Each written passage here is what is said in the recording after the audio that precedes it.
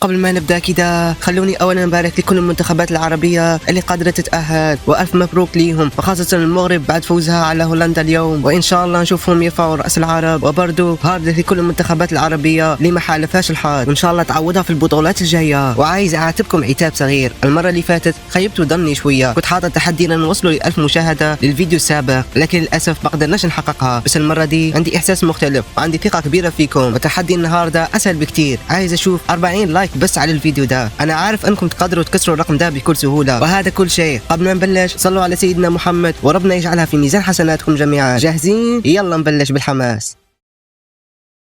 تخيل أنك كل ما تنام تصحى في عالم كله وحوش، ولو مت هناك ترجع للأرض وبعدين تنام تاني وتعيد نفس الكابوس من أول. أو ده بالضبط اللي عايشه كيم وجين، ولسه المصيبة ما بداتش. وجين مسكين فضل عايش في الدوامة دي لمدة 12 سنة كاملة، اتعود على وجع الموت لكن عمره ما قدر يتعود على الحرمان من النوم. تخيل واحد بقاله 12 سنة مش عارف ينام نومة واحدة مرتاح فيها. إذا ذاق الليل المرء طال عذابه وصار المنام عليه أعز متاعي. حرفيا دي عقوبة مش حياة. لف على دكاترة كتير لكن ما حدش عرف يشخص حالته، ولأنه ما فيش حل قرر يعمل الحاجة الوحيدة اللي ممكن تنقذه، وهو يبقى أقوى في عالم النوم. بدأ يتعلم استخدام كل أنواع الأسلحة ويتقن فنون القتال، وأي مهارة ممكن تزود فرصة نجاته ولو بنسبة بسيطة. وبالفعل بقى بيموت أقل من الأول، لكن المشكلة الأساسية فضلت زي ما هي. كل اللي كان نفسه فيه أنه يحط راسه على المخدة وينام من غير ما يصحى وسط الوحوش. لكن اللي حصل بعد كده قلب حياته رأسا على عقب. فجأة وهو واقف بدأ الدم ينزل من مناخيرها بغزارة، الدنيا قدامه بقت ضباب، وقبل ما يفهم اللي حصل وقع ميت وسط دمائه. ولما فتح عينيه أول حاجة حس بيها أنه أخيرا أخذ نومة مريحة. للحظة افتكر أن الكابوس انتهى، بس استنى، اللي جاي أغرب بكتير. بمجرد ما بص حواليه اتجمد مكانه، هو رجع لنفس العالم الكابوسي، لكن المرة دي الوضع مختلف تماما. ما فيش رجوع للأرض بعد الموت، يعني لو مت هنا هذه نهايته. إذا صار الموت الأخير حقيقة حسبت لكل خطوة ألف حساب. المشكلة أن في سحلية عملاقة كانت مستخبية مستنية أي غلطة منه، بس الوحش ده ما يعرفش أنه قدامه واحد قضى 12 سنة بيتدرب على النجاة. يعني السحلية اللي تورطت مش البطل. ومن غير أي تردد خرج من مخبأه، وبضربة واحدة شطر الوحش لنصفين. ومن عاش بين الموت أعواما طويلة رأى الخوف شيئا لا يقيم له وزنا، وبدأ يدور جوا جثته على حاجة معينة وهي النواة. شكلها كان مقرف جدا لكن بلعها من غير تردد. أهو بروتين بقى. المفاجأة الحقيقية كانت لسه مستخبية. اكتشف قبل كده أن أي نواة وحش بياكلها بيكسب جزء من قوة الوحش نفسه. ببساطة كل صيد جديد معناه قوة جديدة. بعدها قرر يتجه لمكان أكثر أمانا، منطقة مانورة الوحوش، نادرا توصلها. وعدت أول ليلة بخير، ولأول مرة من سنين طويلة بقى يقدر ينام وقت ما يحب من غير ما يصحى على كابوس جديد. مر شهر كامل في العالم ده، لكن بالنسبة لواحد عاش 12 سنة وسط الرعب التأقلم كان أسهل بكتير من أي حد تاني. فضل يتحرك ناحية النور لكنه ما كانش بيدور على معارك، لأنه عارف أن أي قتال ملوش لازمة ممكن ينهي حياته للأبد. مع ذلك الجوع كان ليه رأي تاني، كل ما يجوع يطلع يصطاد. وإفطار النهار ده كان خفاش عملاق، هجمة سريعة كانت كفاية تخلص عليه. وبعدها استخرج النواة وبلعها كالعادة. كل نواة كانت بتديلها قوة جديدة. مع الوقت بقت هي سر بقائها في العالم القاسي ده. وخلال أول شهر اكتشف معلومة مهمة جدا، لقى شارة في جيبه وعرف أن الجسد اللي هو فيه كان مرتزق من الدرجة الثالثة. والأغرب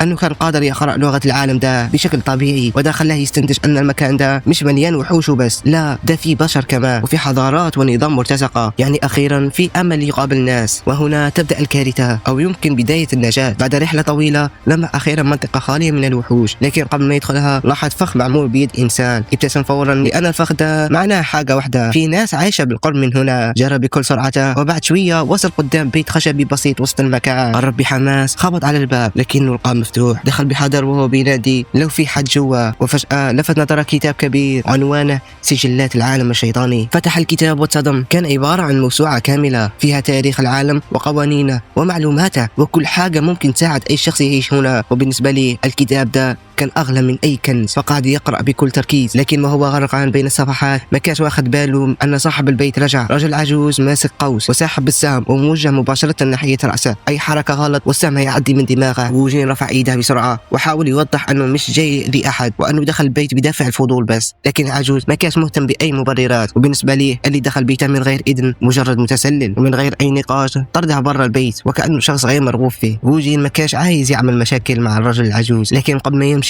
كان عنده طلب واحد بس له وقال ممكن أستاهل الكتاب. الكتاب كان نفسه يكملها بأي ثمن. العجوز بصلها بنظرة كلها حاضر وسأل سؤال مباشر، ولو رفضت ووجين رد بمنتهى الصراحة: أخذها بالقوة. ومد إيده ناحية سيفه. العجوز شد على قوسه والجو تقلب في ثانية. الاثنين فضلوا باصين لبعض وكل واحد مستني الثاني يتحرك أولا. جين ما كانش عارف قوة العجوز بالضبط، لكنه كان واثق أنه مش هيخسر. لكن اللي حصل بعد كده كان غير متوقع. العجوز هو أول واحد نزل سلاحه، فكر بمنطق وقال: وليس الشجاع من يطيل خصامه، ولكن من اختار السلام إذا عقل. في واحد مستعد يخاطر بحياته علشان الكتاب، أكيد مش مجرد حرامي عادي. بعدها عرف بنفسه واسمه كان هيكتور. وجين قدم نفسه هو كمان، لكن بما أنه اسمه كان صعب على أهل العالم ده فقرر يختصر ويقول لهم: اسمي جين. هيكتور فهم قد إيه الشاب ده مهتم بالكتاب، لكنه في نفس الوقت ما كانش مستعد يسيبه لغريب، فعرض عليه عرض بسيط: لو عاوز تقرأ اقعد هنا كم يوم مقابل الأكل والمبيت ووقت القراءة، ساعدني في شوية شغل بسيط حوالين البيت. عرض زي ده جين وافق من غير ما يفكر لثانية، وهكذا بدأ يعيش مع هيكتور. رغم أن الرجل ده كان شكله خشن وكلامه ناشف شوية، إلا أنه كان طيب بشكل يخليك تحترمه. كان بيطبخ له بنفسه وبيقدم له أكل بيتي دافئ. وفي أول ليلة أكل جين أول طبق شوربة سخنة بعد فترة طويلة. أول معلقة دخلت بقه دموعه نزلت لوحدها. فضل ساكت للحظة وكأنه مش مصدق أن حاجة بسيطة زي الأكل الدافئ ممكن تبقى بالراحة دي. حتى أنه فكر بينه وبين نفسه: هو الرجل ده ملاك متنكر ولا إيه؟ بس استنى، الهدوء ده ما كانش هيستمر كتير. كل يوم مع شروق الشمس هيكتور كان يخرج للصيد. وفي مرة اعترف لجين أنه مش بيصطاد علشان الأكل وبس، هو بيدور على الوحش اللي قتل أصحابه وعايز ينتقم مهما كان الثمن. وده خلى جين ياخد باله من حاجة: رغم خبرة هيكتور وقوته كان كل مرة يخرج فيها يبقى واضح عليه توتر، وده معناه أن الوحش اللي بيدور عليه مش وحش عادي. وأثناء غيابه استغل جين الفرصة وقعد يتهم صفحات الكتاب سجلات العالم الشيطاني. كل صفحة كانت بتجاوب على سؤال عاش معاه سنين. بدأ يعرف تاريخ العالم ده. كل الحكاية بدأت بإمبراطور شمال طمعه خلاه يفتح بوابة غامضة، والأساطير كانت بتقول أن وراها سر الخلق وقوة لا نهائية. لكن بدل ما يلاقي قوة طلع منها كابوس. وحوش مرعبة خرجت بأعداد لا تحصى واجتاحت العالم كله. وخلال 9 سنين بس تحولت المنطقة بالكامل لمملكة الشياطين. ولما البشرية لقت نفسها على وشك الفناء اتحدت كل الفصائل وشكلوا تحالف كبير اسمه تحالف النظام، وبنوا حاجز ضخم يمنع تمدد مملكة الشياطين لباقي العالم. كل صفحة كان بيقرأها من هذا الكتاب كانت بتخليه يفهم العالم ده أكتر، واكتشف معلومة مهمة جدا: كل ما تدخل أعمق داخل عالم الشياطين الوحوش بتبقى أقوى. وده أكد له حاجة كان ملاحظها بنفسه: كل ما كان يقترب من مناطق النور الوحوش كانت بتضعف. المفاجأة الحقيقية كانت لسه مستخبية وهو لسه مركز في الكتاب. هيكتور رجل كان بيجري بكل سرعته، وراه كان قطيع كامل من المستذئبين، وفي المقدمة وحش ضخم واقف على رجلين، جسمه مغطى بالشعر وعينيه كلها دم، واضح من أول نظرة أنه زعيم قاطع. وصل هيكتور قدام البيت واستدار بسرعة يضربهم بكام سهم، لكن الذئب العملاق حطم السهم بمخالبه كأنها أيدان خشب، وكل ثانية المسافة بينهم كانت بتقل. هيكتور بدأ يحس أن نهايته خلاص قربت. وفي اللحظة دي جين سمع الضوضاء وخرج من البيت. أول ما شاف اللي حصل فهم كل حاجة. الرجل اللي كان بيكله وأواه بقى على بعد لحظات من الموت. هيكتور صرخ فيه بأعلى صوت: جين اهرب! وجين فعلا جرى، لكن في اتجاه العكسي تماما. ركز عينه على زعيم المستذئبين وانطلق ناحيته من غير أي تردد. اكتسب سرعة رهيبة وقفز في الهواء، قفزة خلت الوحوش نفسها تتفاجأ. الذئب حاول يقطع جسمه بمخالبه، لكن اللي حصل كان صدمة للجميع. بضربة واحدة قطع ذراع الوحش بالكامل، وقبل ما الوحش حتى يستوعب اللي حصل كمل الضغط بسيفه لحد ما شطر جسم زعيم القطيع نصفين. ساد الصمت. باقي المستذئبين وقفوا مكانهم كأن عقولهم رفضت تصدق اللي شافوه. ازاي كأن اللي كان فاكرينه أقوى مخلوق في الغابة مات بضربة واحدة. أما هيكتور فكان واقف وعينه على جين ولسان بحاله بيقول: أنا جبت مين يعيش معايا في البيت؟ واحد يقتل زعيم المستذئبين بضربة واحدة، دي حاجة عمرها ما شافها ولا حتى سمع عنها. لكن جين كان هادئ جدا وكأن اللي حصل ده أمر عادي جدا. بص للعجوز وسأل بكل برود: هو المستذئب ده يعتبر وحش قوي؟ هيكتور بص له باستغراب وهو بيسأل بجد. كل واحد في المنطقة دي عارف أن المستذئبين من أخطر الوحوش والناس بتعمل 1000 حساب قبل ما تقترب منهم. أما جين فكان يسأل لمجرد أنه عايز يقيم مستوى العالم الجديد اللي هو فيه. لكن اللي حصل بعد كده كان أخطر. باقي القطيع كان لسه واقف، حوالي 40 مستذئب بيحاصروا المكان وكل واحد فيهم عينه مليانة غضب بعد مقتل زعيمهم. جين حسبها بسرعة، حتى لو بيقدر يقتلهم كلهم الدخول في معركة طويلة مالوش أي فايدة. بيضيع مجهود وهو يقدر ينهي القتال بطريقة أذكى. بس وسط القطيع مستذئب بني ضخم واضح أنه نائب القائد رفع سيفه بهدوء، وفي اللحظة دي الجو كلها تغير. الهالة اللي خرجت منه كانت مرعبة لدرجة أن المستذئب نفسه يتجمد مكانه. حاول يبص في عينه لكن ما قدرش يكمل. أنزل عينه بسرعة زي جرو صغير اتقفش وهو عامل مصيبة. وهنا المفاجأة الحقيقية كان لسه مستخبية. بدل ما يهجم